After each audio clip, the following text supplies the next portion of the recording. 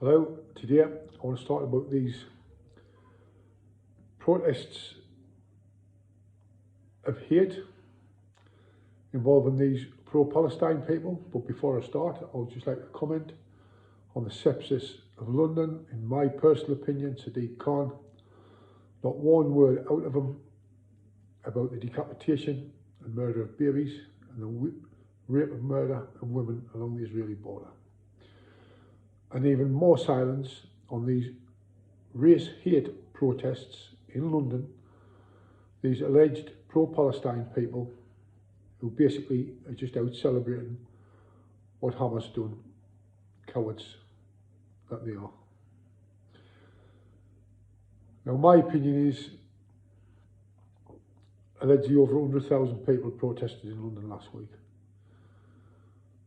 And this is my message to them, especially the men in these protests of hate.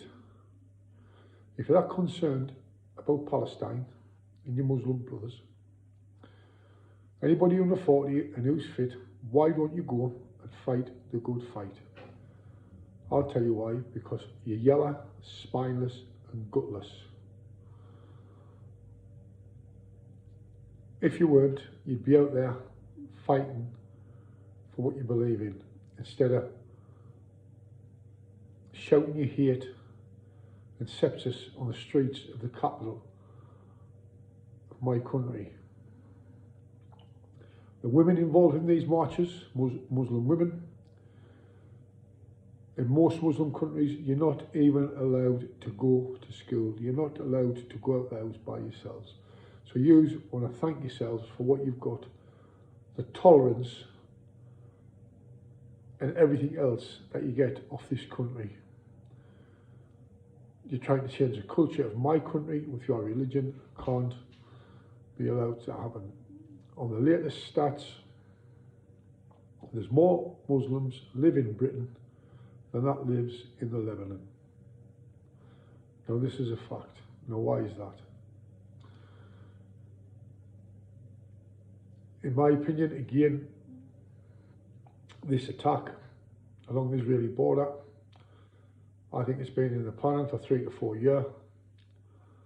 And all these parasites, and again I reiterate, these young men fighting age that's ended up in this country and all over Europe, tens of thousands of these men of fighting age all over Europe.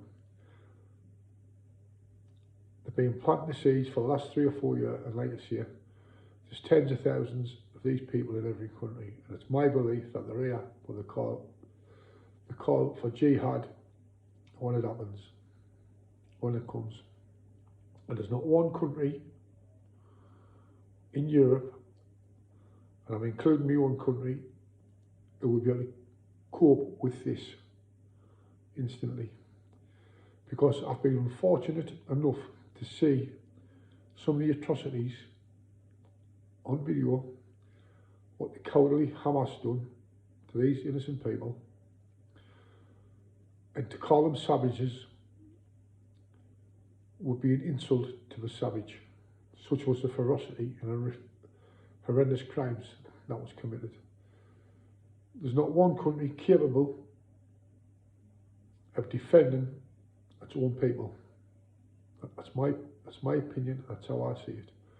How on earth can two British lads walking in their capital with their national flag be told that it's deemed as racist? I've said it before and I'll say it again. This government, like every other government in Europe, is corrupt. This government's treasonous and it's a dictatorship.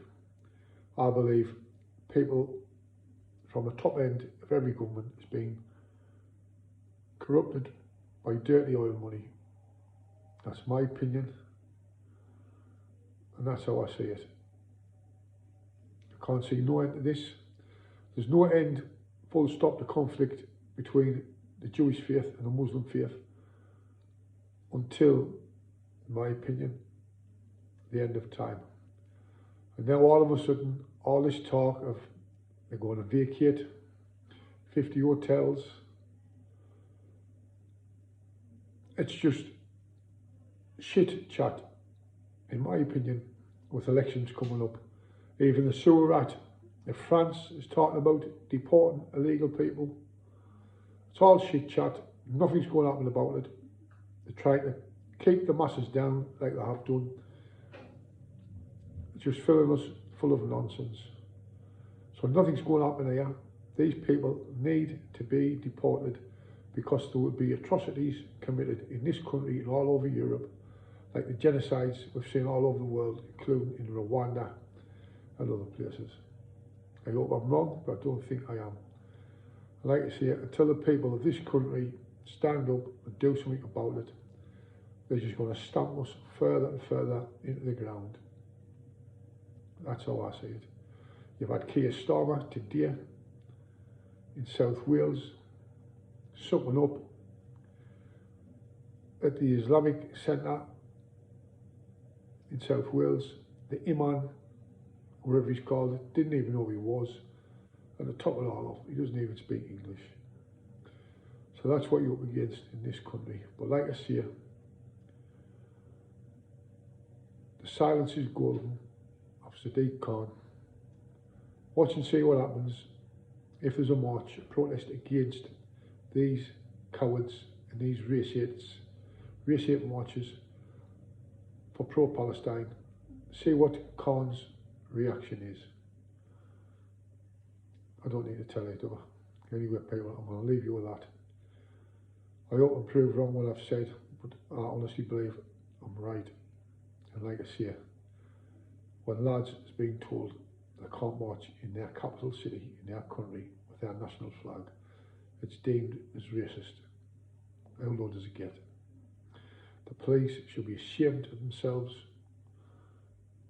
They're too woke, they're too tolerant. And they've got hands tied behind the back of Khan in the London area. That's my opinion. I'm going to leave you with that. If you've liked it, all well and good. If you haven't, I'm not really bothered. See you later, people.